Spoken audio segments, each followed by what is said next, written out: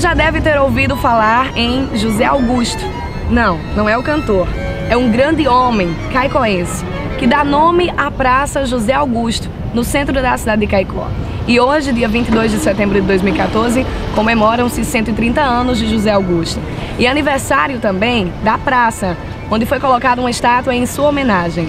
E sobre isso, o professor Adalto Guerra, seja sempre bem-vindo na nossa TV Curtição, vai falar sobre o José Augusto, um grande homem caicoense, mas que poucos conhecem a sua história.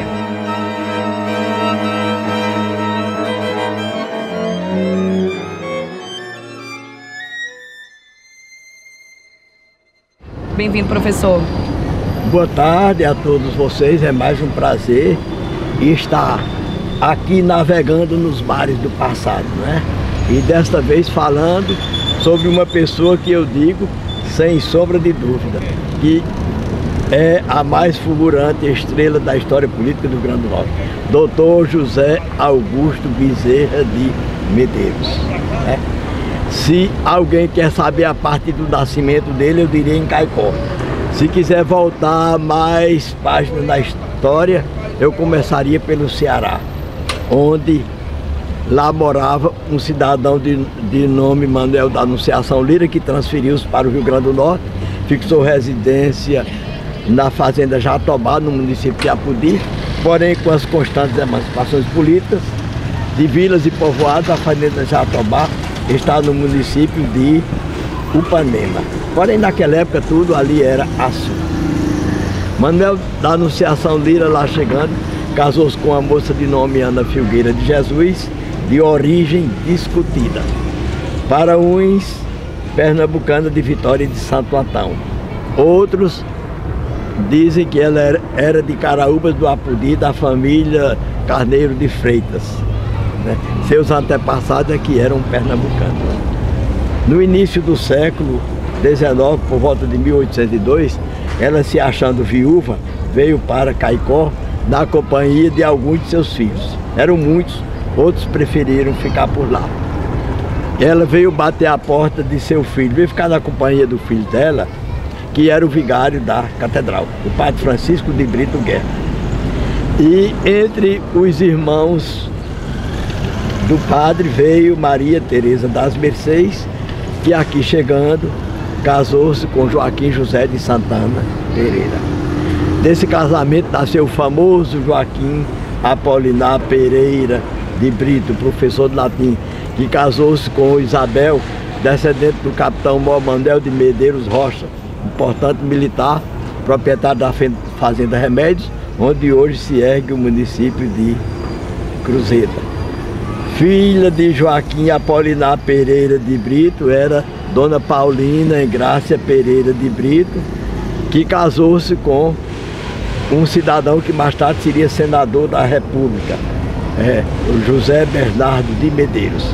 E desse casamento nasceu Cândida Olindina de Medeiros, que casou-se com o filho do coronel Silvino Bezerra do Acari, Manuel Augusto Bezerra de Araújo, que era professor em Caicó.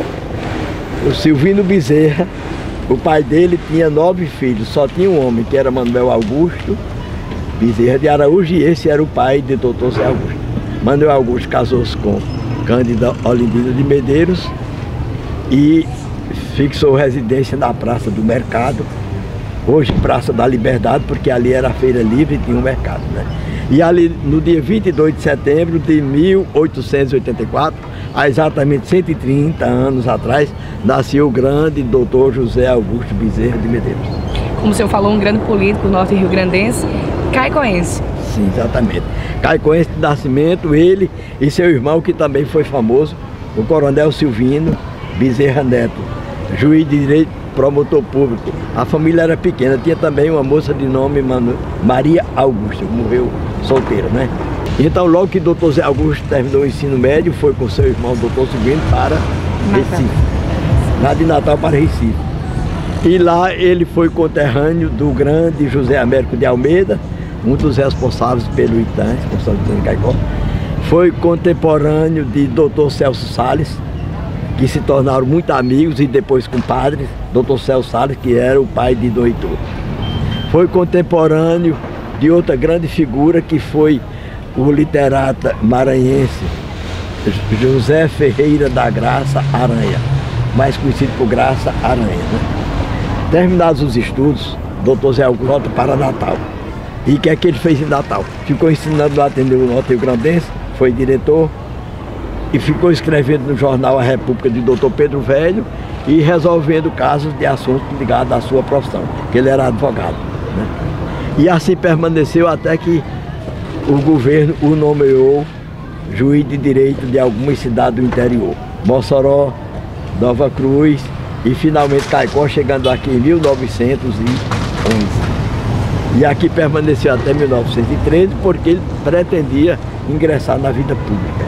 E foi aí então que ele entrou na carreira política? Aí foi entrando. Em 1914 ele iniciou sua campanha combatendo a oligarquia Maranhão ao lado do capitão Zé da Penha.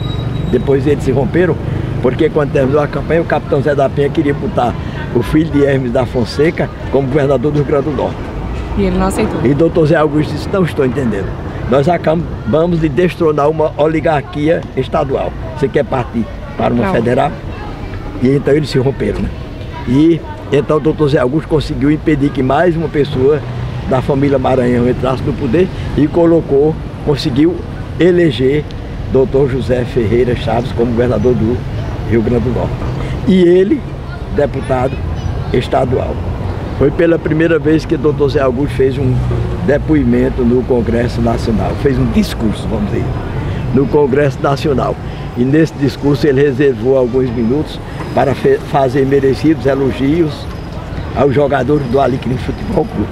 É interessante. O que é que o jogador tem a ver? É porque ligou com a política. Os jogadores do Alecrim Futebol Clube, penalizados com a situação dos imigrantes do interior que fugiam da seca de 1915, chegavam em Natal analfabetos, sem nenhuma perspectiva de trabalho. Então eles fundaram uma escola de alfabetização de adultos. E eles mesmos, os jogadores, eram os professores. E doutor Zé Augusto terminou o seu discurso dizendo: combater o analfabetismo é dever de todo brasileiro. Os parabéns foram merecidos. Merecidos. Era o dia 9 de setembro de 1916. Então, a partir daí, ele ficou se reelegendo. Deputado estadual, sempre deputado estadual? Não, só uma vez. Deputado federal 6 vezes, senador 1 vez, governador 1 vez. Ao todo 40 anos de vida pública. Em 1935, ele se achava no Rio de Janeiro, foi embora para o Rio de Janeiro. E foi lá que dinamitaram a estátua dele, né? Essa daí que está aí é a segunda. A primeira foi... Os caicoenses reconheceram os valores de seu mais eminente filho. E no dia 22 de setembro de 1929, colocaram uma estátua nesta praça. E 6 anos depois, na madrugada de 23 de janeiro de 1935, invadiu Caicó a tropa do interventor Mário Leopoldo Pereira da Câmara, comandada pelo tenente Oscar Mateus Rangel, que era mandatário do interventor. E quando foi a 1h30 da madrugada do dia 23 de janeiro de 1935, o povo que morava nessa redondeza acordou com um tiroteio. Eles furaram uma cabeça na estátua e colocaram uma banana. E a estátua explodiu. Seu Eulâmpio Monteiro, de Serra Negra, o pai do grande escritor Monsenhor Imale Resto Monteiro, guardou os pedaços como lembrança. Eu não sei se os descendentes de seu Eulâmpio preservaram esses pedaços. Porém, quando foi no dia 22 de setembro de 1957, quando era prefeito de Caicó, José Benévolo Xavier, foi colocado novamente outra estátua. Agora, essa explosão que aconteceu, professor, que explodiram a estátua de José Augusto, era algo destinado contra a pessoa, a índole, a memória de José Augusto, ou foi uma forma que eles acharam de atingir Caicó? Era o seguinte, era ano de eleições. O caldeirão estava fervendo. O partido situacionista, que era a Aliança Liberal, moveu cerrada perseguição ao PRP, Partido Republicano Popular, cujos seguidores atendiam pela alcunha de perrepistas. E então, fazer esse tipo de agressão, como fizeram a estátua Zé Augusto, invasão à casa do coronel Joel Damasceno, onde fizeram um verdadeiro saque, surraram o coronel Filipe Elísio em Jardim do Siridó, mataram o coronel Francisco Pinto em Apodi, prenderam o prefeito de Acari, doutor não, que ele não era formado, é Manuel José Fernando, conhecido seu Bilé, né? Prenderam e levaram preso o goleiro do Jardim Esporte Clube, fazendo ameaça. Agora vai chamar o coronel João Medeiros para lhe acudir. Toda essa sorte de coisas era uma forma de amedrontar o povo, e amedrontando o povo, na mentalidade deles, conseguia impedir a eleição de Rafael Fernando. Enfim, era isso.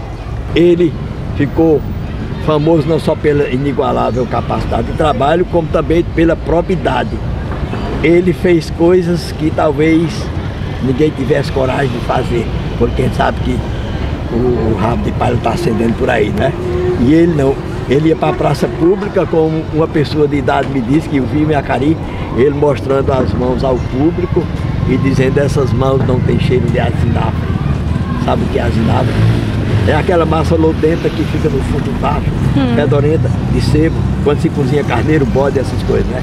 Ele fez um paralelo, do jeito que o asinafre suja as mãos de quem vai lavar, o dinheiro suja as mãos de quem não é honesto. Então ele era um homem E ele tinha coragem realmente de fazer isso e sabia que ninguém ia desafiá-lo, né? E a família dele? A família dele, ele casou-se com uma gaúcha, de nome Alice Godoy.